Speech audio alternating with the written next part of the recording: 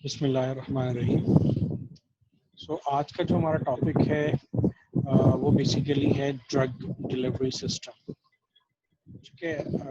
तो हम बेसिकली आज डिस्कस करेंगे कि ड्रग डिलीवरी सिस्टम होता क्या है। ठीक है। और ड्रग डिलीवरी सिस्टम की क्या सिग्निफिकेंस है, क्या इसकी इम्पोर्टेंस है, और इस वक्त जो है वो कौन कौन से novel drug delivery system available हैं, कौन से नए इनोवेटिव ड्रग डिलीवरी सिस्टम जो है वो कमिंग डेज में इंट्रोड्यूस होने वाले हैं। तो लेट्स बिगिन।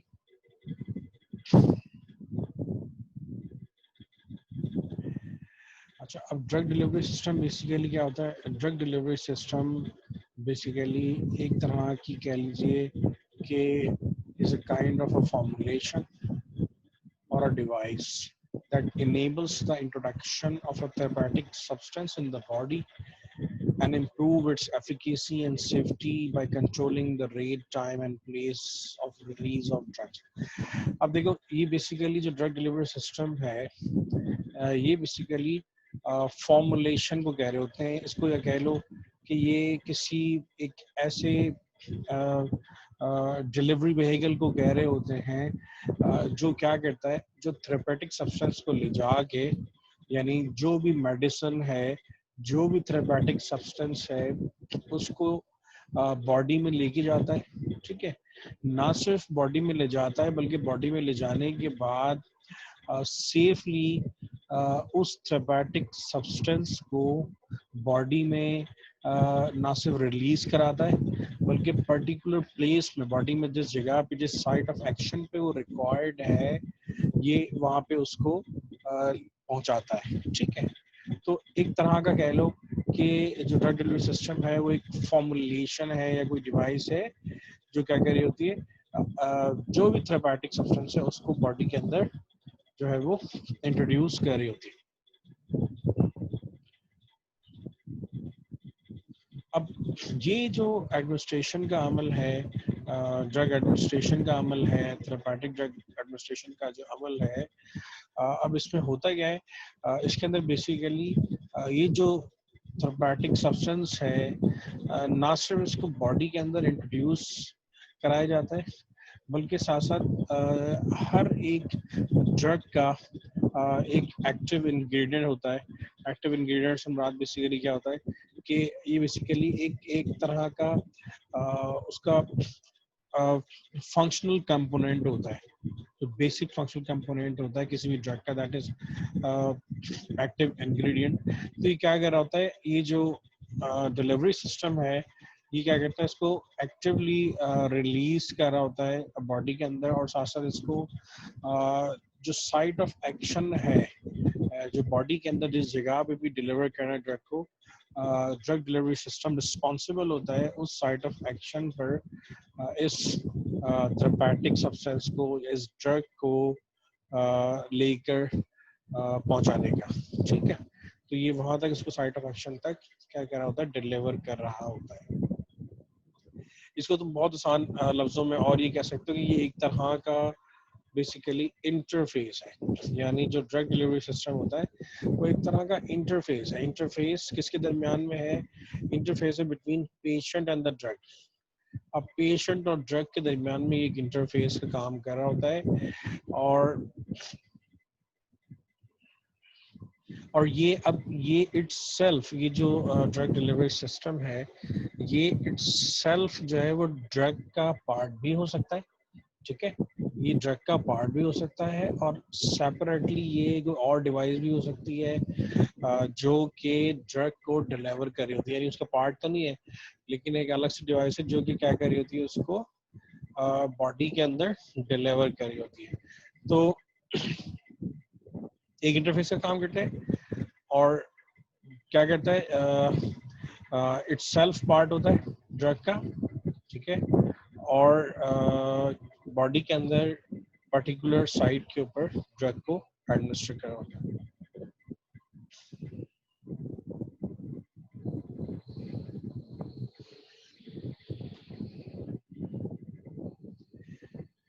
अच्छा, अब हम थोड़ा सा जनरली ये डिस्कस कर लेते हैं कि नॉर्मली हमारी बॉडी के अंदर कौन से ऐसे रूट्स होते हैं जहाँ से ये थेरेपेटिक सब्सटेंसेस जो है बॉडी के अंदर एडमिनिस्टर किए जाते हैं या इंट्रोड्यूस किए जाते हैं। तो कौन कौन से कॉमन रूट्स हैं, क्योंकि ड्रग डिलीवरी सिस्टम जो है वो भी बेसिकली डिपेंड कर रहे होते हैं कि वो किस रूट्स के थ्रू किस रूट की तरफ बॉडी के अंदर ड्रग को एडमिनिस्ट्रेट करना है, इंट्रोड्यूस कराना है। तो let's first discuss what are the common routes of drug delivery in our body. अब बहुत सारे एनाटॉमिकल रूट्स हैं और उन तमाम रूट्स की अपनी एक इम्पोर्टेंस है, अपनी एक सिग्निफिकेंस है। कुछ रूट्स हैं जो बेसिकली सिस्टमिक सर्कुलेशन में ड्रग्स को लेके जा रहे होते हैं, यानी जब आप उन रूट्स को यूज करते हैं तो ड्रग सिस्टमिक सर्कुलेशन में जा रही होती है। और कुछ रूट्स ऐसे हैं जो जो डायरेक्टली जो डिफरेंट ऑर्गन्स हैं उनको टारगेट कर रहे होते हैं। अब ये जो चॉइस है ना, बेसिकली ये जो चॉइस है कि कौन सा रूट जो है वो सेलेक्ट करना एडमिनिस्ट्रेशन के लिए, ये डिपेंड करता है डिजीज के ऊपर कि विच डिजीज पेशेंट हैव। तो कौन सा डिजीज है। दूसरा, क्या आपके डिजायर्ड इफेक्ट है, यानी आप चाहते क्या है, ठीक है, ड्रग को किस जगह पहुंचाना चाहते हैं। तो और दूसरा, आपके पास ड्रग या प्रोडक्ट अवेलेबल कौन सी है। तो जो रूट एडमिनिस्ट्रेशन है वो बेसिकली डिपेंडेंट है, ठीक है, इन तीन चीज़ों पे, डिजीज पे, डिजायर इफेक्ट्स पे, और जो भी आपके पास ड्रग अवेलेबल है। अब ये जो जितनी भी ड्रग्स हैं आप उनको डायरेक्टली, अभी हमने इस पॉइंट को डिस्कस किया कि हम डायरेक्टली भी क्या कर सकते हैं, एडमिनिस्ट्रेट कर सकते हैं टारगेटेड ऑर्गन्स के अंदर। और कुछ रूट्स ऐसे हैं जो क्या कहते हैं, ड्रग को सिस्टमिक सर्कुलेशन में इंट्रोड्यूस करा देते हैं, ठीक है, और सिस्टमिक सर्कुलेशन से ड्रग जो है वो अपने साइट ऑफ एक्शन पे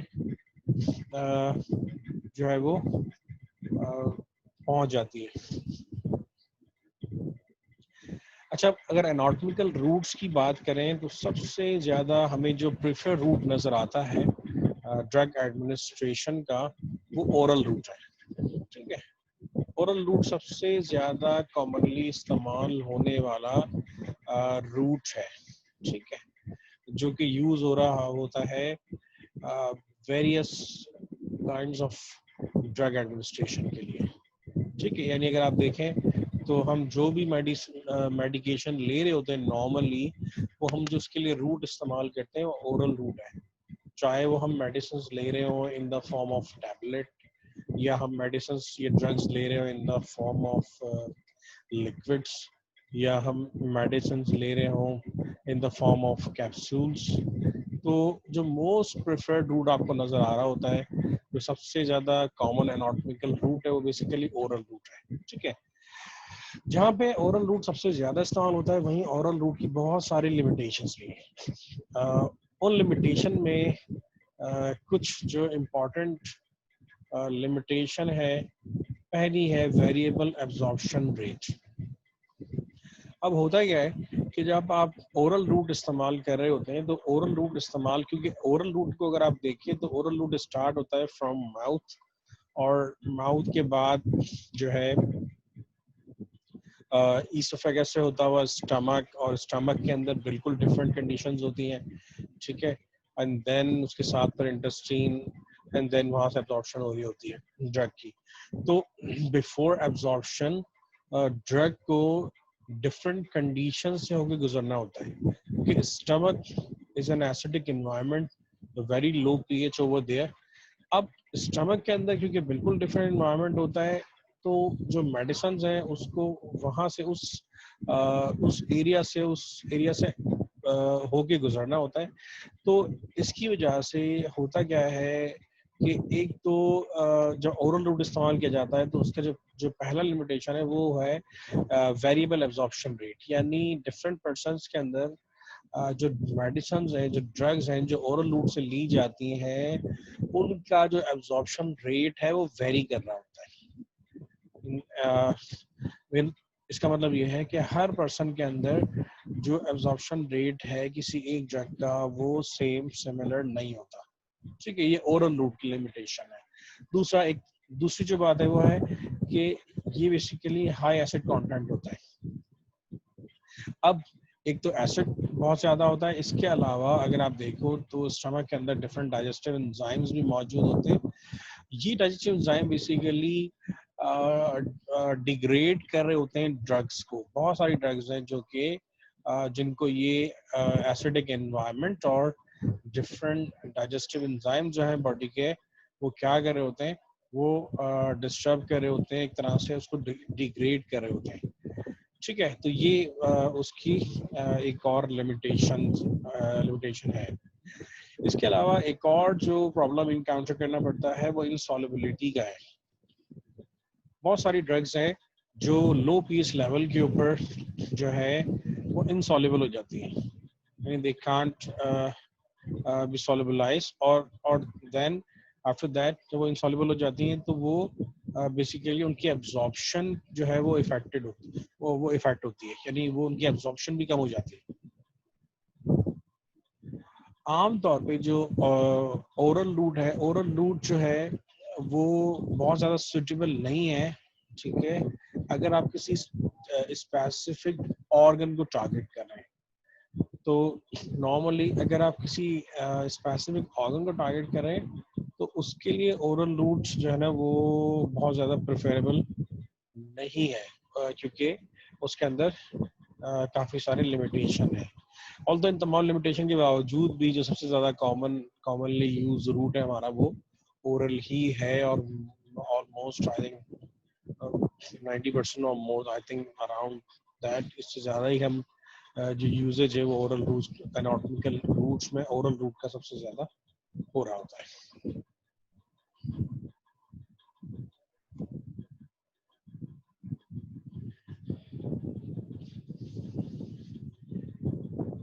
ओरल रूट के अलावा जो दूसरा रूट है जो बहुत कॉमनली इस्तेमाल हो रहा होता है, that is called parenteral root.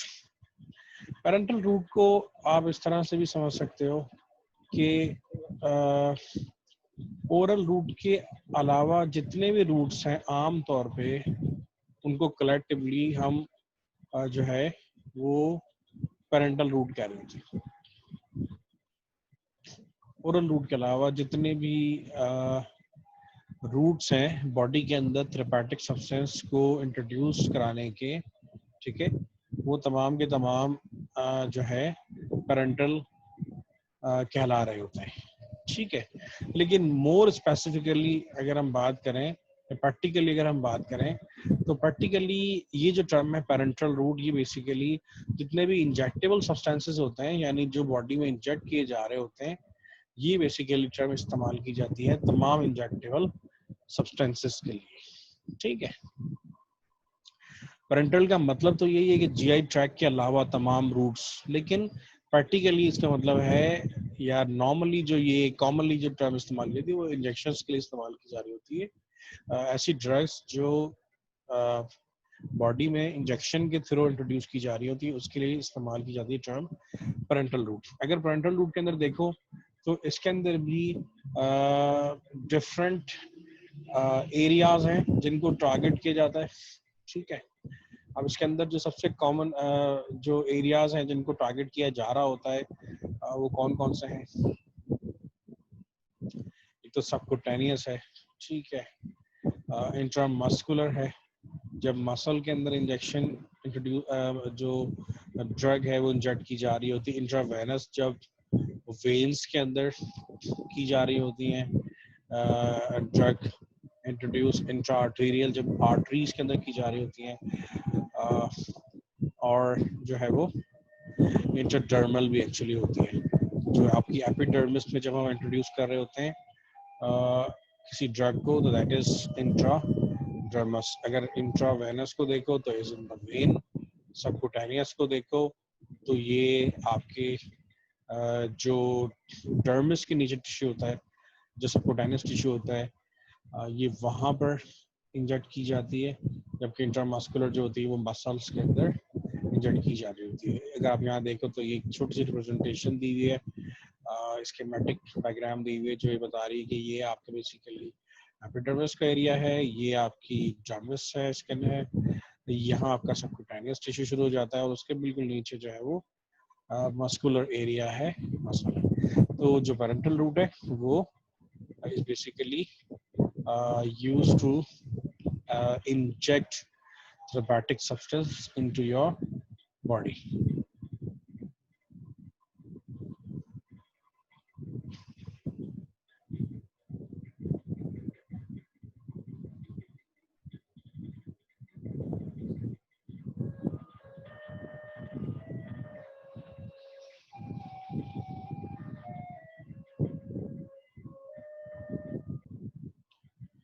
अच्छा, अगर आप देखो तो जो large portion of the body है are available for subcutaneous injection which can be given by the patient themselves as in the case of insulin for diabetes. अगर आपने देखा होगा जो पेशेंट्स होते हैं टाइप 1 डायबिटीज के, या वो पेशेंट्स जिनमें इंसुलिन जो है, बॉडी की जो इंसुलिन है वो इज नॉट फॉर्म इनफ, अगर इनकेस टाइप 2 डायबिटीज है उसमें इंसुलिन प्रॉपरली पूरी बन नहीं रही होती है, या टाइप 1 जिसमें बिल्कुल ही बन रही होती है, तो in that case some patient use insulin directly.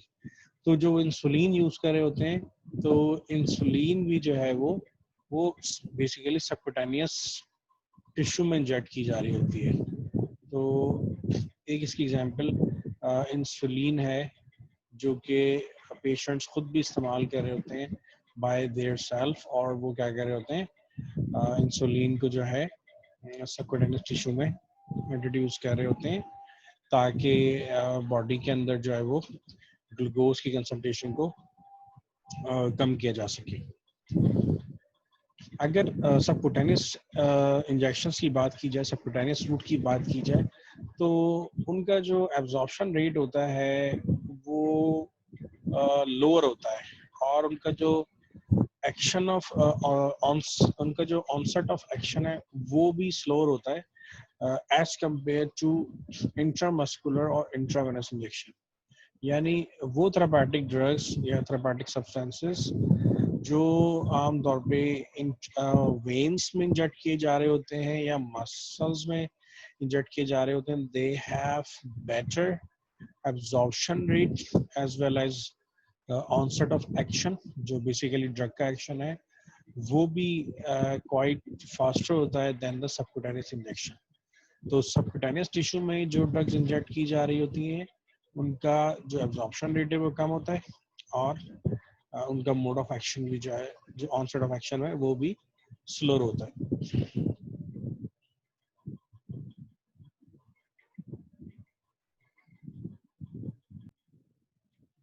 और अगर हम कंपैरिजन करें इंट्रामस्कुलर इंजेक्शंस का विद इंट्रा वेनस इंजेक्शंस के साथ, ये तो हमने कंपैरिजन किया बेसिकली सबक्यूटेनियस इंजेक्शंस का इंट्रामस्कुलर और इंट्रावेनस के साथ, तो इन दोनों के मुकाबले में इसका रेट कम था। लेकिन अगर हम दोनों का कंपैरिजन करें, इंट्रामस्कुलर इंजेक्शन का और इंट्रावेनस का, तो इंट्रामस्कुलर इंजेक्शंस के अंदर जो ऑनसेट ऑफ एक्शन होता है वो सबक्यूटेनियस से तो ज़्यादा होता है, लेकिन ये स्लोअर होता है if we compare with the intravenous injections. यानी जो ड्रग्स वेन्स में डायरेक्टली इंजेक्ट की जाती हैं उनका एब्जॉर्प्शन रेट और उनका जो ऑनसेट ऑफ एक्शन है वो सबसे ज़्यादा जो है वो हाई होता है, ठीक है। और इसी तरह से जो आर्टेरियल इंजेक्शंस हैं, आर्टेरियल इंजेक्शन जो आर्टरीज में दी जा रही थी, उसका भी एब्जॉर्प्शन रेट और उनका जो ऑनसेट ऑफ एक्शन है वो भी सबसे ज़्यादा होता है। जो सेकंड पे हम रैंक कर रहे होते हैं वो इंट्रामस्कुलर इंजेक्शंस को कर रहे होते हैं, they have also better absorption rate and as well as onset of action when we compare subcutaneous injection। सबसे लास्ट में जो हम कह रहे होते हैं जो absorption rate होता है वो subcutaneous injections का होता है।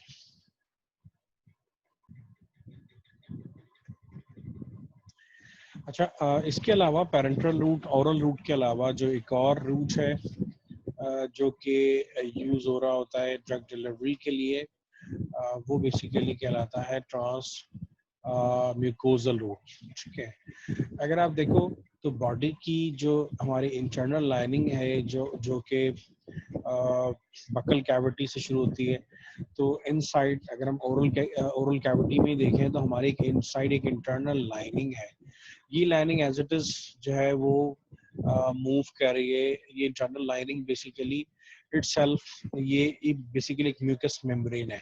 ये म्यूकस मेम्ब्रेन क्या कर रही है, ये आपके तमाम इंटरनल जितने बॉडी के पैसेजेस हैं, जितने भी बॉडी के अंदर पैसेजेस हैं, वो तमाम के तमाम पैसेजेस को क्या कर रही है, ये कवर कर रही है। ठीक है, ये जो म्यूकस मेम्ब्रेन है they are also a site of drug diffusion.